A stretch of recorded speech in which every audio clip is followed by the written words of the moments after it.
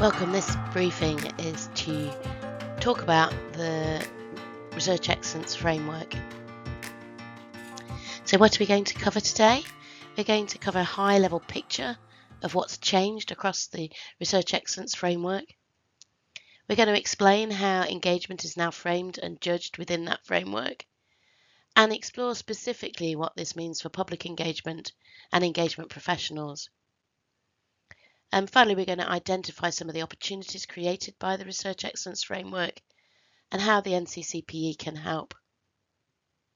So, what has changed? And for those of you familiar with the REF, you will remember REF 2021, outputs, environment, impact.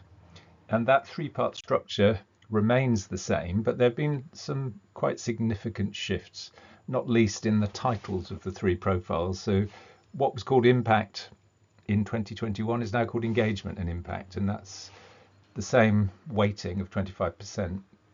What was called outputs in 2021 is now called contribution to knowledge and understanding, which is another significant shift.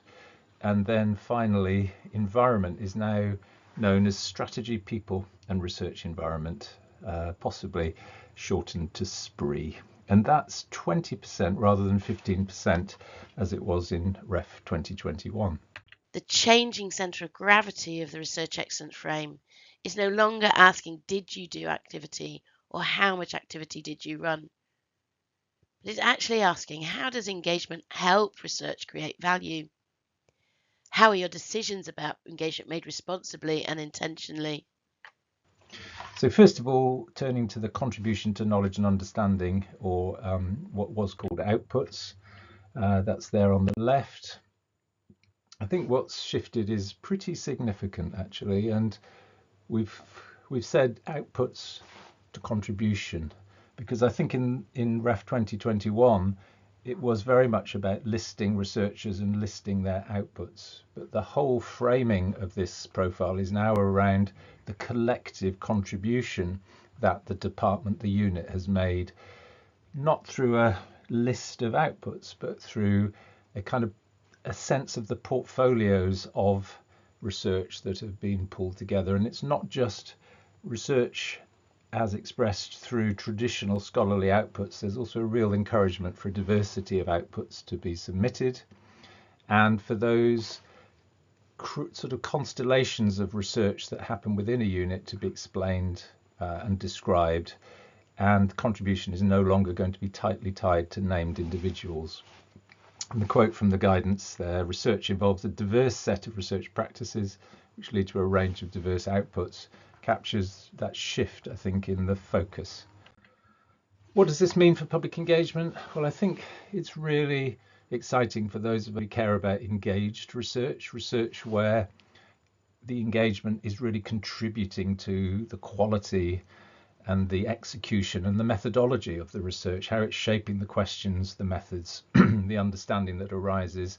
And it does really legitimize co-produced knowledge and more dialogic approaches to research.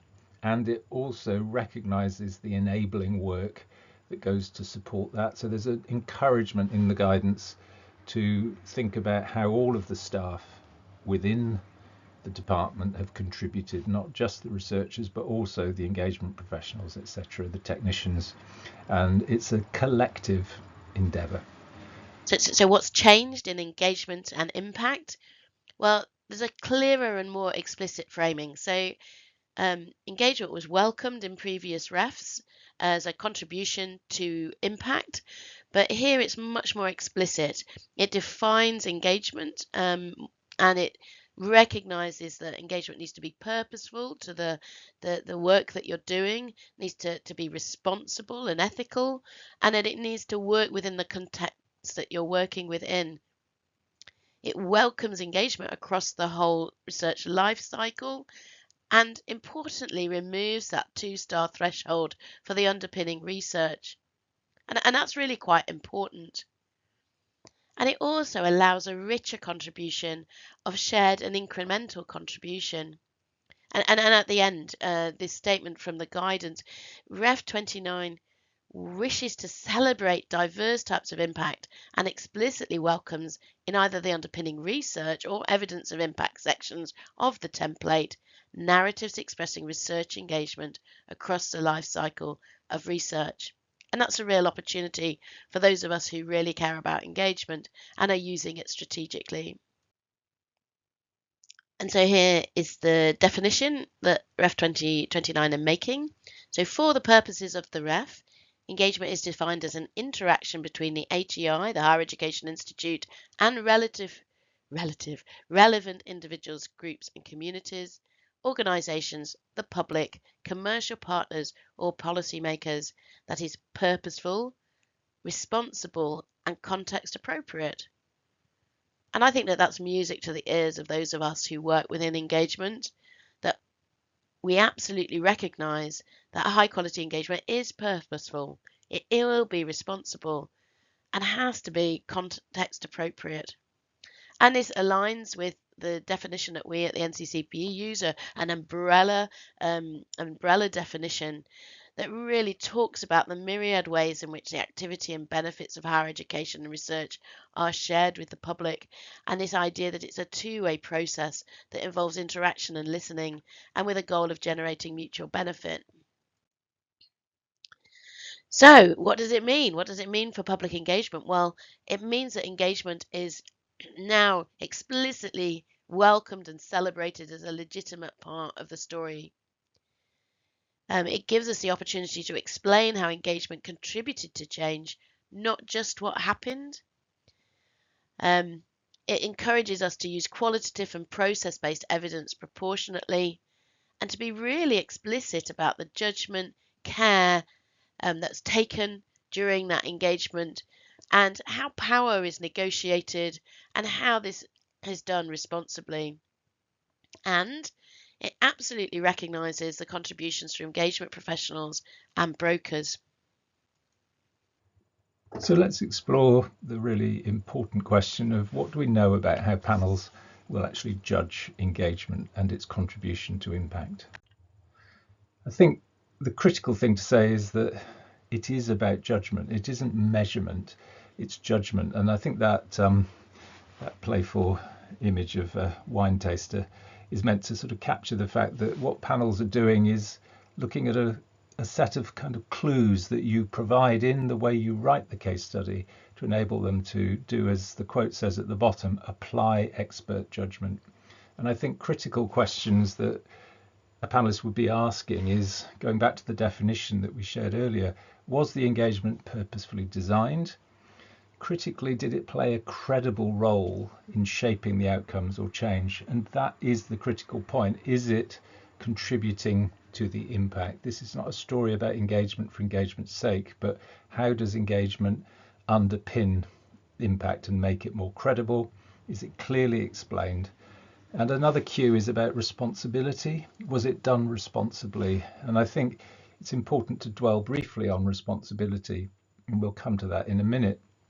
But when you look at the journey, the logic, if you like, the links in the chain that you're trying to tell in a case study, the first challenge, I think, is to use the opening part of the case study where you're invited to talk about the underpinning research, is to really make crystal clear how the work that went on to build the underpinning insight, understanding, innovation, change that was done through the research makes a credible foundation for the story you then tell. And you can really make that part of the case study work hard. You don't have to prove anymore that it was two-star research. As long as it is meeting the broad definition of what is research, you can really focus on telling the story of how the research created the potential for change, and then how the engagement activated that and began to land it in terms of impact. And in telling that story, talk about the extent to which you took account of doing it in a really responsible and ethical way. There's very clear signals that the panels will be interested in that. And this is just an example of a resource that we created with the University of Durham, looking at the ethics of participatory practice. And it's exactly this kind of really reflective, evidence of ethical practice that will be important to make sure you're describing when you tell that engagement story. How is it designed? How was it conducted responsibly? To what extent did it take account of power and accountability and care for those people who you were engaging with? And how did that responsible approach contribute to the reach and the significance of the impact? So you really need to be thinking about that, and you need to be thinking about how you can convince and demonstrate to the panel that the engagement process and the impacts were done sensitively to the responsibility we all hold as people working in research. I think then you're moving to the payoff, what actually changed, and how can you demonstrate that that change was a credible change that had reach, had significance, and what was the significance of it, I think, in terms of the context in which it was done. It may be that it was a relatively small group of people that were engaged, but they were engaged really deeply, etc. And we can explain more about this in other support materials that we provide. But today, I think we're just looking to give you a headline view of what you need to be making sure you include as evidence. And we draw on this three-part framework for doing this, supporting judgment with proportionate evidence. And we draw on the ESRC impact framework, which identifies three broad kinds of impacts that you might realize: changes in understanding and meaning, changes in the decisions and the practice of the provision, the sort of instrumental changes to policy and practice that might be achieved through engaging people with research, or changes in capability, confidence, or relationships. That's the kind of people-centered changes, the capability, the capacity building changes. And how do you signal that? Well, the third column gives you some instances of the kinds of evidence that you can weave in. And as I say, we can provide you with more support about that. So our third area, strategy, people, research and environment. And this is a different weighting. And it's really asking, how do we organise, support and steward our research and engagement in practice? And how have our strategy, people, culture and environment evolved? And what have we learned over time?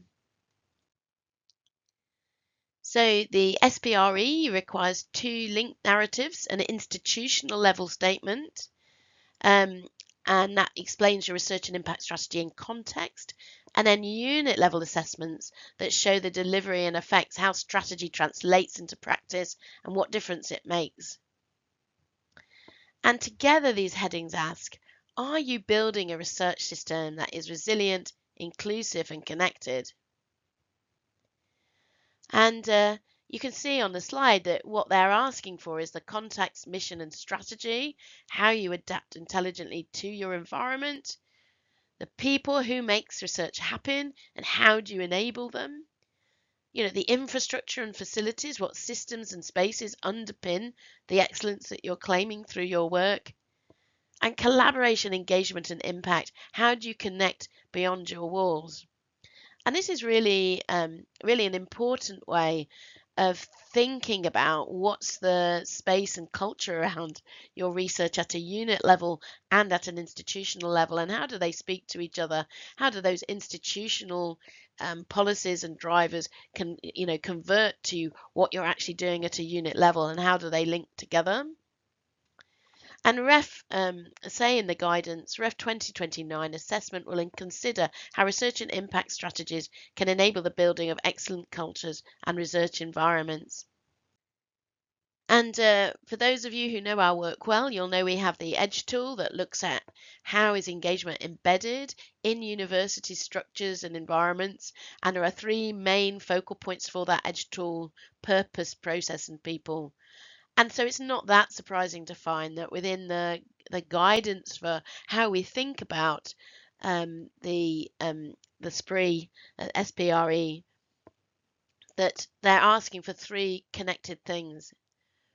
And I think that these aren't new things, but they're things that have been made really explicit and accessible and accessible in the new REF. So these three things are purpose, why we do it. What kinds of research and engagement are intentionally enabled in this institution and in this unit of assessment? What's prioritised, protected, or made possible? Why?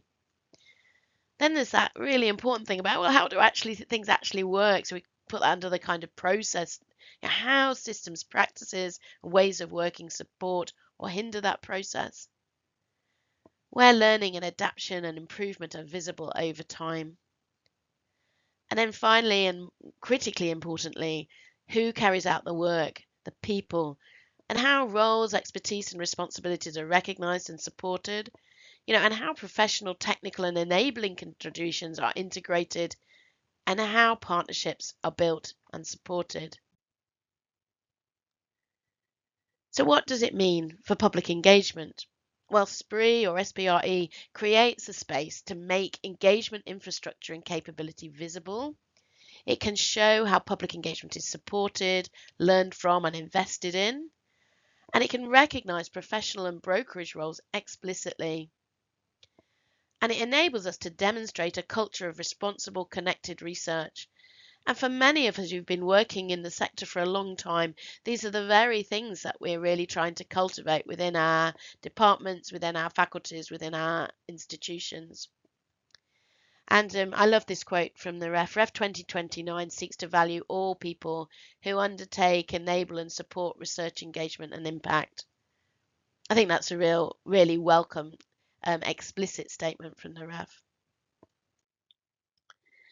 And we've developed a kind of a maturity snapshot for SPRE, and we've got a much deeper version of this, but just for the sake of this this initial presentation, we think it's actually really helpful to have some kind of maturity matrix on which to draw some kind of idea of how to organize your thinking around it. So we've looked at strategy, where in an emerging context, perhaps priorities exist but are implicit or fragmented, all the way to stewarding, where strategy actively stewards direction and learning. For people, perhaps contributions are unevenly recognised, but actually in stewarding, you'll have roles and expertise intentionally stewarded. In research environment and infrastructure, you've got systems that exist but are uneven and uncoordinated, all the way through to environment is deliberately sustained over time. And finally, in collaboration, engagement and impact, engagement is ad hoc and individually led instead of being strategically embedded across their work. And this might be a time to take a pause point and think, well, where do you sit on that? And as I say, we're really committed to developing and supporting cultures that enable thoughtful, responsible engagement that leads to impact. And we've done a lot of work with institutions and departments and faculties, trying to help them think through how can they move from emerging to stewarding. And maybe you're somewhere on that journey. And there are resources that we have on our website, but also training that we'll be developing that you can access to help you move across this maturity matrix, should you so choose. So just a quick wrap up really of how all of this fits together. And I think the thing we're really keen to emphasize is that don't think of it as three separate profiles, although of course they are separate and they do have their own logics. But they're all, I think, pulling and inviting a joined up and really coherent narrative that brings those three stories together. So it's, if you like, one story told three ways: contribution to knowledge, engagement and impact, and then SPRE being the enabling, the scaffolding, the supporting and the connecting. And the more that there is a coherent story across those, I think the better you are likely to be able to demonstrate that you've adhered to the spirit of the new REF. Some people might ask, what's happened to culture? Wasn't it going to be called people, culture and environment? Why is it now called strategy, people and research environment? And I think I guess our take on this is that the word culture has disappeared from the title of this particular profile, but it is now, I think, embedded really in the questions that are being asked of you about your strategy, about your people, and about your learning, and about how you've changed over time. So the basic core questions around to what extent do we have an effective, dynamic, people-centered culture for our research is still being asked of us, and we need to be able to answer those questions And I've put on the right-hand side the Engage watermark, which is a similar kind of set of questions really that we've developed over a number of years working with universities to help ask and answer those questions in relation to how they support their public engagement. So big opportunities across the whole of the REF. It's a space, I think, to treat engagement as a core research practice. It could be right at the heart of how you tell the story of how you do research. I think the REF is valuing the process, the learning and the responsible approach that you take. So again, the kinds of skills and the kinds of expertise that many people who are watching this are bringing to the table really will be valued, and that expertise can be made visible. I think it's an opportunity to show how orientations towards engagement, whether that's under public engagement or in EDI or in civic or in impact professional roles generally, come together to create a really enabling infrastructure. And it's also a chance, I think, to show how engagement is not a nice to have that's added in to add a bit of extra value. It's an embedded way of working to deliver the kind of excellent research and impact that the REF is asking for. And what this means for people in brokerage roles, I think it is helping to state the case for why this work matters more, not less. Engagement professionals help with designing this kind of engagement that's credible and purposeful. They support researchers with judgment, reflection, with responsible practice. They help build a shared language that cuts across the whole profile. They evidence how learning and culture and care really build slowly but surely over time. And also, I think, as engagement professionals, you'll be well placed people who are struggling to understand how to describe all of this complex practice clearly. You can help them actually tell that story and narrate it in a really compelling, convincing and robust way, and evidence the sorts of changes that have been created. So what should we be doing now?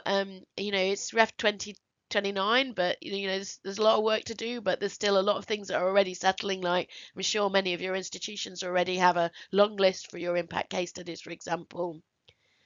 I think that both for REF 2029 and for the future REFs, it's really important to support earlier thinking about engagement in the research design and to start documenting engagement as a process and learning, but not just the output. So really thinking about the process you're undertaking and what you're learning through that process, how that's influencing what you do and how that's influencing the impacts you're able to have. It's important to start trying to build institutional alignment across REF profiles and to use REF, if you like, as a moment of clarity, not panic. So to actually bring out all the things that you've already got in your institution, within your units of assessment, and really align that in a useful, strategic and supportive way.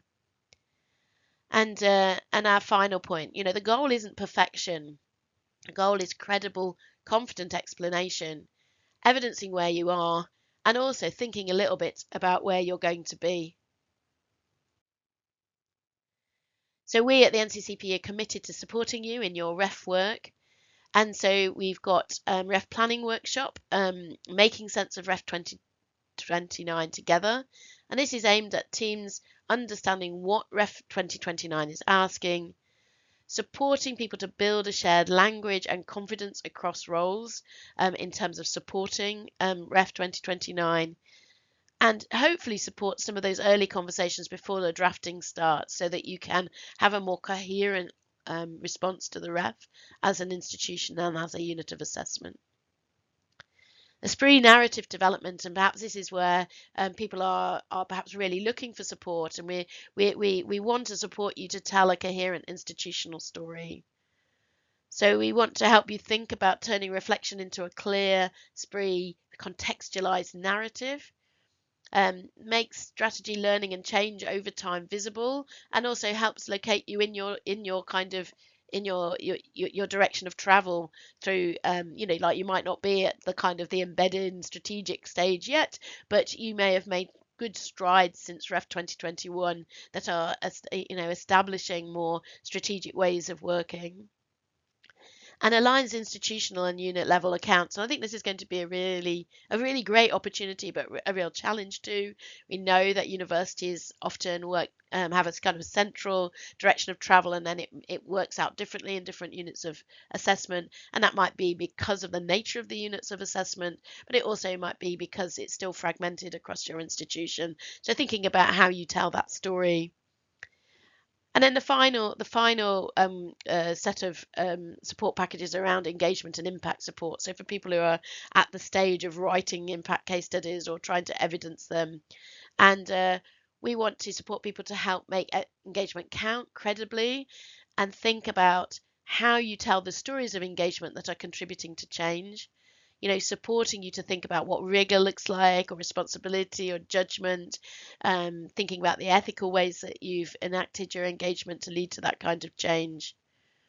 And it focuses on the stories you're telling, not just the fact that you've done the engagement. If you're wanting to get support from us, then we've got a link in the notes underneath this video. Do click on that and let us know.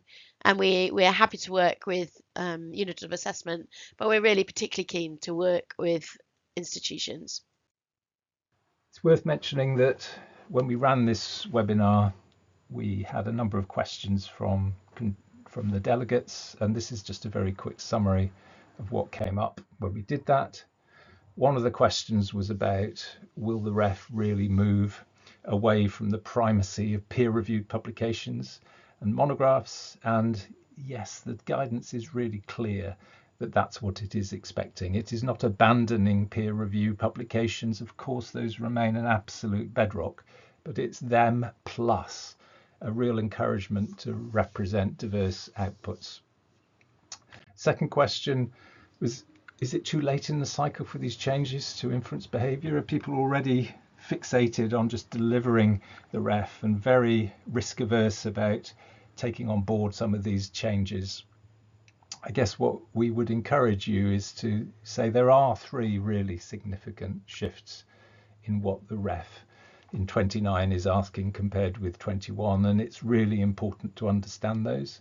And I think the first is around how quality is evidenced, and it is much more than researchers' sort of prestige outputs. It's much more about that contribution. The second is about how is quality actually produced, and it's that sense of it as a collective, collaborative endeavour, I think, is a real shift. And then the third, I think, is about how you create the conditions for excellence, and the fact that those need to be very adaptive. They need to change, you need to learn, and you need to develop, and you need to be very strategic in where you put your energy and effort. This is not business as usual. This is about adaptation to thrive and survive. Those are the three big shifts, and you need to understand them. And if your REF 29 submission is pretty much the same as REF 21 with the same underpinning assumptions about quality, you're missing the point. The third is, how will panels exercise expert judgment? How will they be trained? And I think we just make the point that panels are an amazing combination of expertise that includes researchers, but also engagement professionals and research users. They're very, very discipline sensitive, and over the next year, the individual panels will all be creating guidance that is really specific to how they will interpret this in relation to the particular disciplines that they work within and within the main panels. So there'll be differentiated and more in-depth guidance emerging over the next year. How to evidence engagement is responsible. And when this question was asked, we just pointed to the fact that there are a number of really good resources out there about ethical, responsible practice. One example we gave was this one on the right, which is the Responsible Knowledge Exchange and Impact Framework developed at the University of Oxford. And of course, questions about how to evidence change in engagement and how to show that it has had an impact. And this is just a couple of links to resources on our website which have involved us both helping think about how do you do good evaluation, and the one at the top is we looked very, very carefully at previous refs and at the impact case studies that scored highly and extracted a lot of intelligence about what are the signals that panels will really value. So finally, just some useful resources. There are basically a set of NCCPE resources that compile work we've done in the past, things that we've mentioned in the course of this presentation. Then on the right hand side, just a few examples of other resources you might want to draw on. And then finally, at the bottom of the screen, there is a link to a web page where you can express interest in any of the support packages that we've described. We'd love to hear from you. So thank you for your time.